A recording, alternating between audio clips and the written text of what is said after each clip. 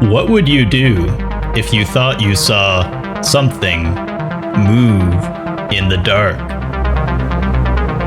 barely out of view?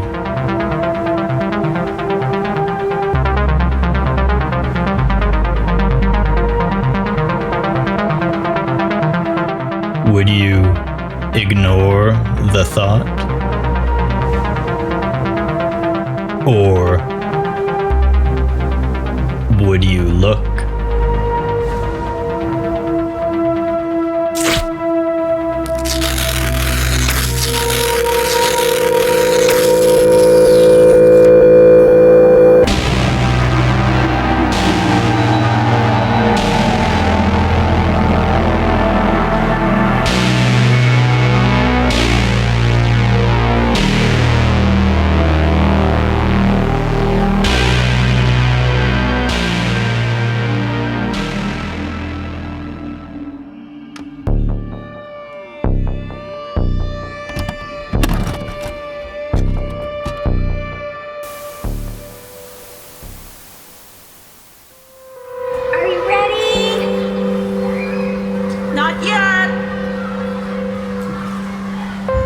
Need to hide.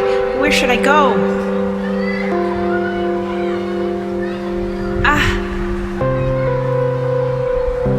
Over here.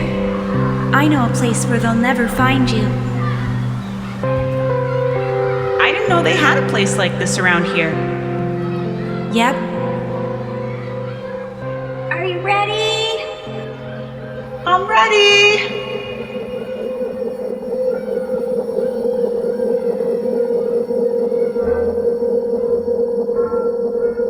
It's really quiet in here. I can't hear anything from outside. When do you think it's okay to come out of our hiding spots?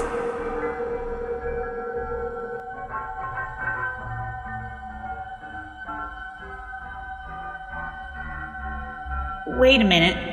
Who is she anyway? Hey.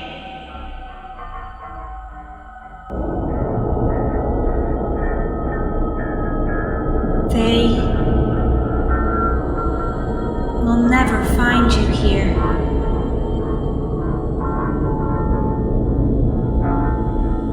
What?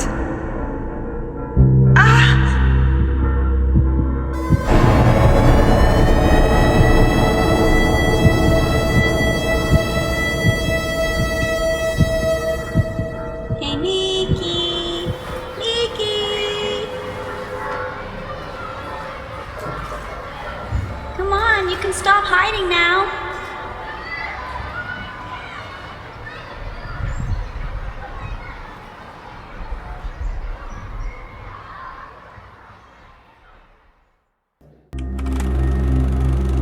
There is a shadow in the corner of your room, growing.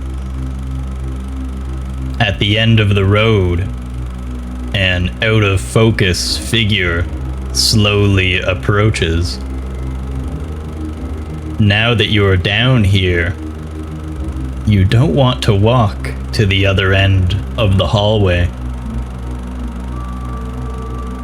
Barely visible, a form on the rooftop in the black of night begins to move. There's something hanging from the telephone wires. Or is there? You don't remember seeing that tree there before. What's that stain on the steps?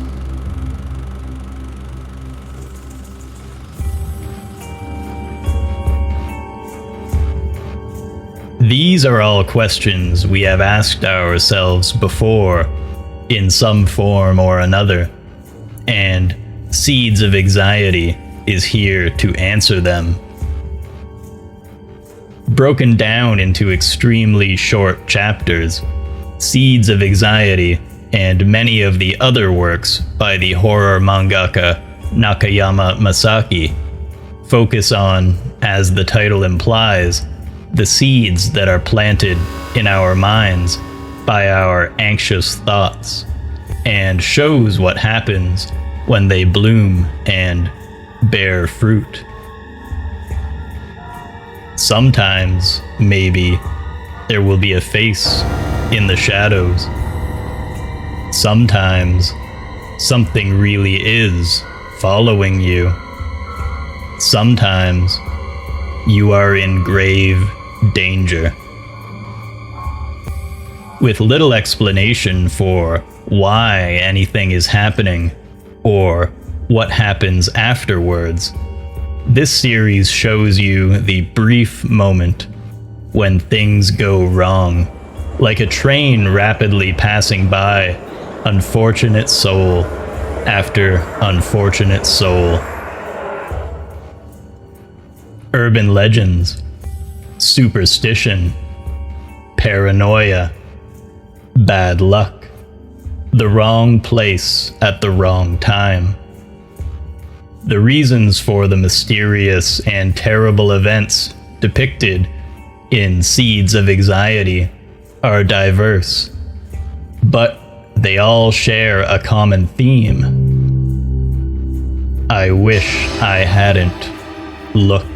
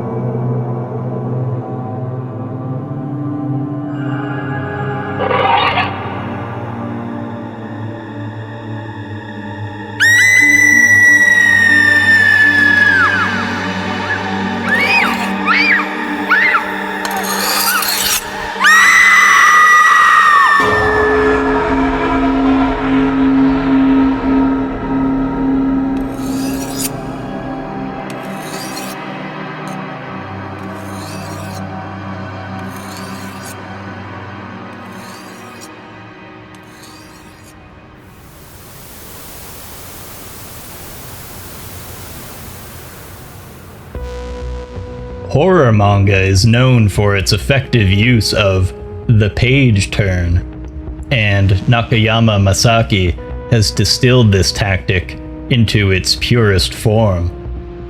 Rarely more than a few pages long, his works give you just enough information to set up a horrific discovery, and then, as soon as you're hit with the grim reveal, he moves on to the next, without offering any form of closure.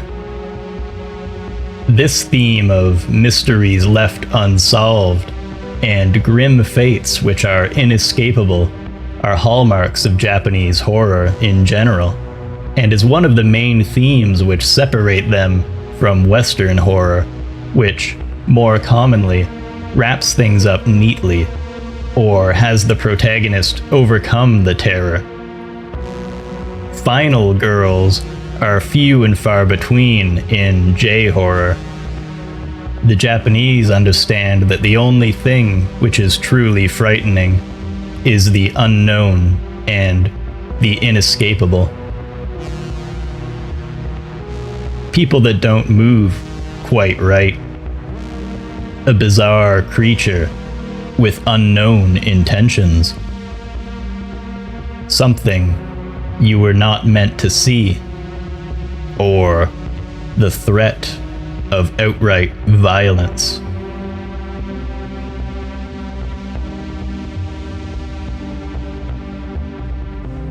Terror after terror is inflicted upon the unfortunate denizens of these chapters, their ultimate fate often left unknown.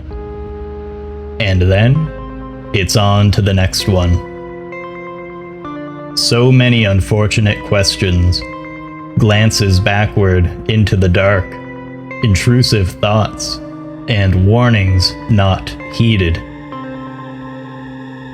After reading story after story, you too may find yourself afraid to look into the dark gaps between the steps as you walk back upstairs from the basement.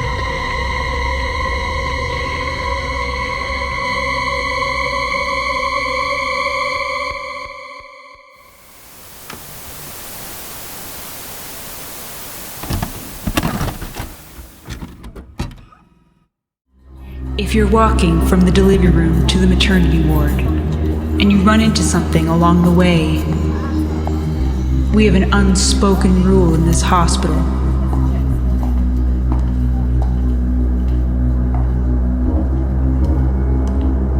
Hug me. Hug me. Hug me, please. Hug me. I'm a baby. Hug me. Hug me. I won't bite. I promise I won't bite. Hug me. Hug me. Hug me. Never acknowledge it, and never talk about it to anyone. Nobody talks about it even with their coworkers. And nobody intends to.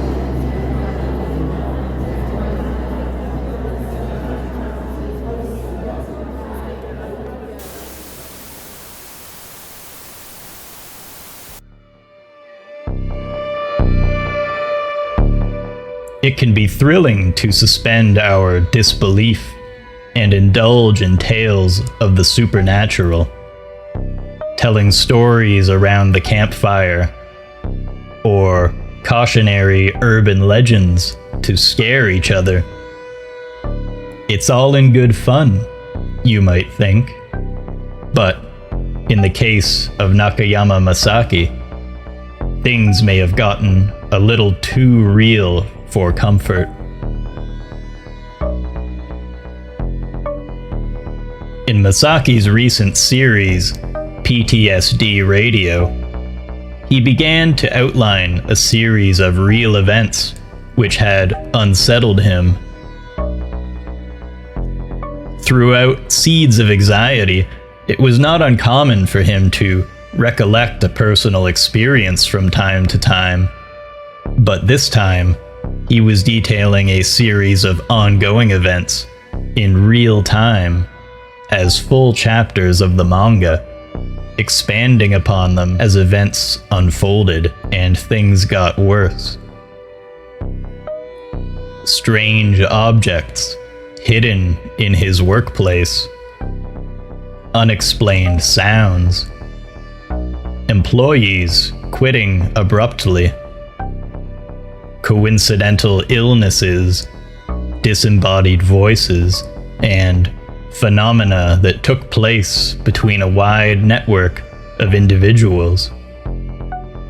They say that life imitates art, and in Masaki's case, spending his life warning others about the dangers of encountering forces they don't understand had seemingly led to his own world slowly turning into the very horror he so often wrote about. In 2018, Nakayama Masaki announced the indefinite hiatus of his ongoing work, PTSD Radio, due to the nature of the unexplainable events he was experiencing. At this time, he has still not returned to work on the project.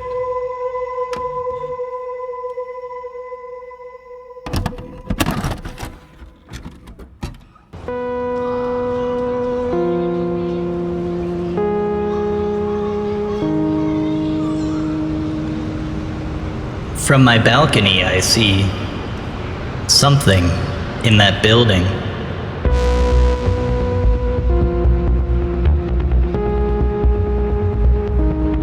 No, wait.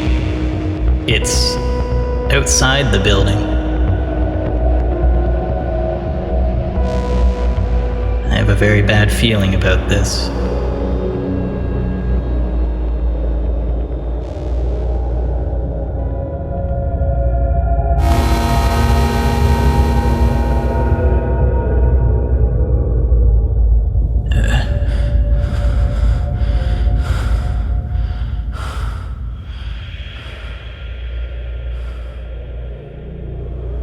From that day on,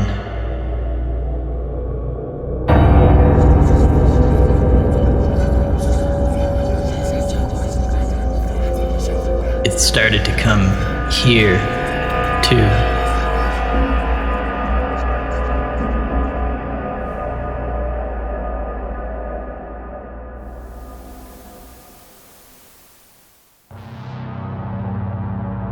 Despite the dark fates of so many characters in Seeds of Anxiety, not all tales are about malevolent spirits and unfortunate events. Sometimes, the focus is simply on the mysterious forces and events at work around us. A bedridden girl and her teddy bear, a mysterious friend in the fog, an unexpected twin, or the woeful cries of countless lost souls echoing out into the night, unheard.